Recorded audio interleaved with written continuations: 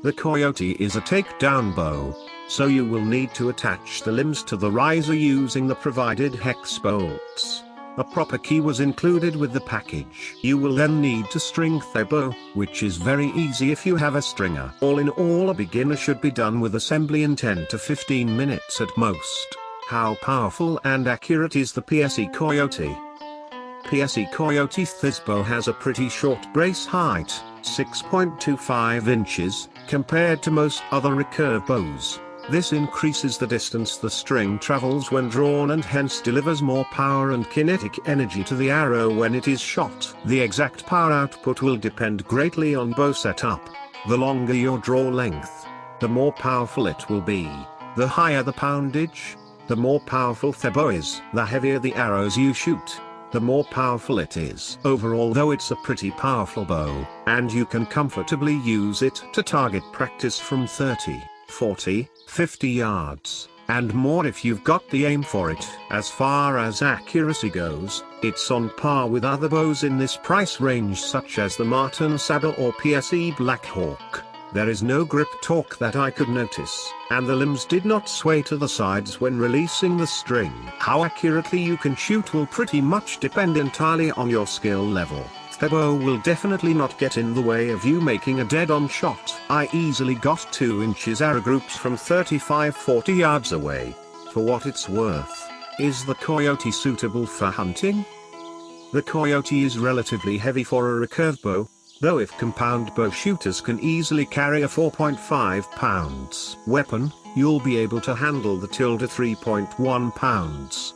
Coyote just fine as well. Just remember that if you've shot lighter recurves in the past, you might need a few days to get used to carrying around this PSE with you in the field. I also find the 60 inches length on Thizbow to be perfect for my tastes. It's long enough to make for a stable platform, but short enough to be easily maneuverable in a tree stand and other tight locations. I'd say Thizbow is definitely well suited for hunting, especially if you get the 45 or heavier model, assuming you use heavy enough arrows, more than 400 grain.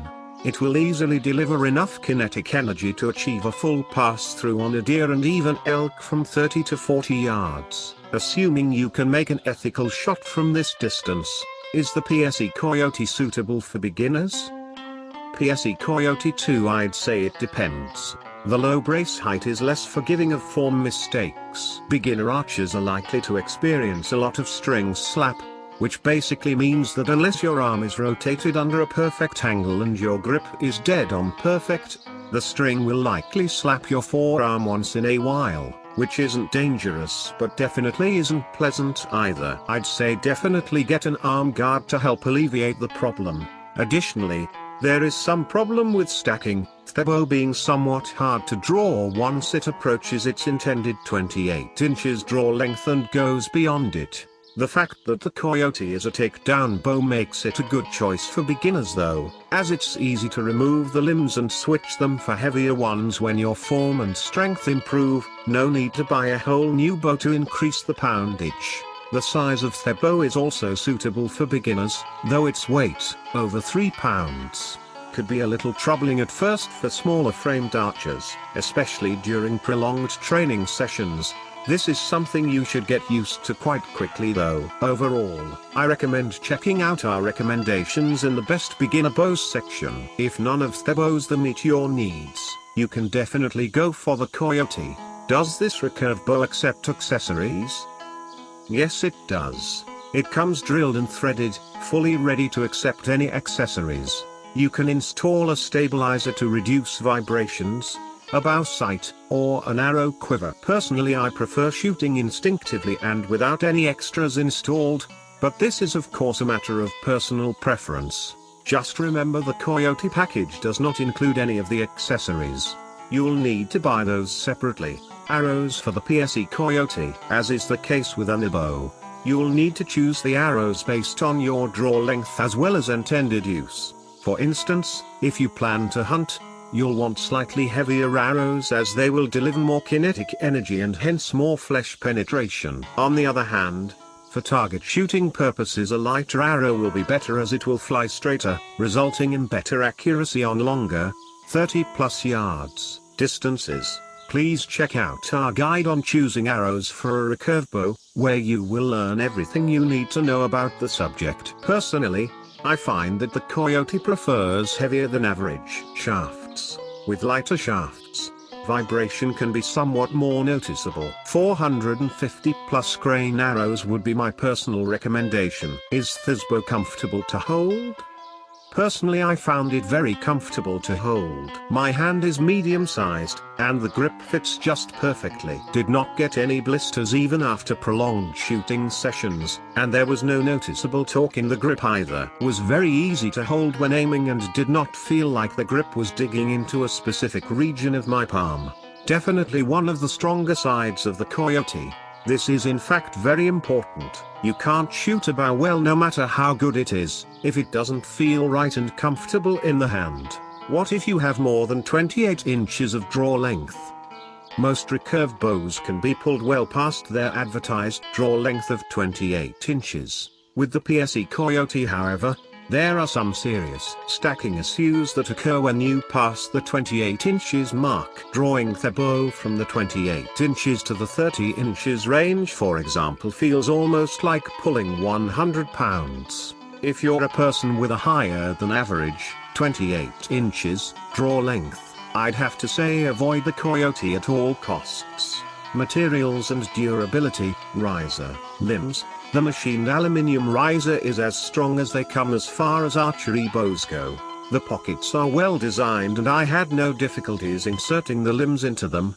The attachment is tight and secure. However, I do need to say a few words about the limbs. Back when the PSE Coyote was released, it came with really weak and low quality limbs, which tended to crack and explode during shooting sessions for no apparent reason and without being abused. This of course created a lot of negativity around the product. In a later release of the Coyote, however, PSE included a new brand of limbs made from completely different materials. As a result, any new package that you buy after 2011 will come with these new limbs that are well designed, look great, and most importantly, are very durable and do not crack.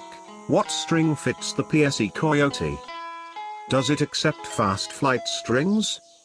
The string that comes with the Coyote seems decent, though I don't know how long it can last with average use, as I immediately replaced it with a FF string. And yes, the limb tips are reinforced with phenolic plastic at the tips, which means this bow is fully capable of handling fast flight strings. Is the Coyote a heavy bow? It's not particularly heavy, though not light either. Many recurve bows weigh 2.5 pounds, and sometimes less than that, at 3 pounds. I'd say the Coyote is of average weight, leaning slightly towards the heavier range. I'm used to shooting compound bows, which are much heavier than recurves, so the Coyote feels light to me. But if you're a beginner with a small frame, be prepared for a few days to pass before you get used to the weight. How loud is this bow? It's decently loud without a stabilizer or string silencers installed. Personally, I don't mind my bows being loud, so it's not a real issue for me. If you do prefer a quieter shooting experience, however, I'd say you will at least need to install some whisker silencers, which you'll need to buy separately of course. Buying a used PSE Coyote for sale. I don't advise beginner archers to purchase used bows, as they can't really tell what condition the product is in. What may look like a perfectly fine bow might not be so at all. If you do insist on buying a used one from eBay or Craigslist, make sure that the bow was purchased after 2011, otherwise you will be getting a model with the older, highly unreliable limbs.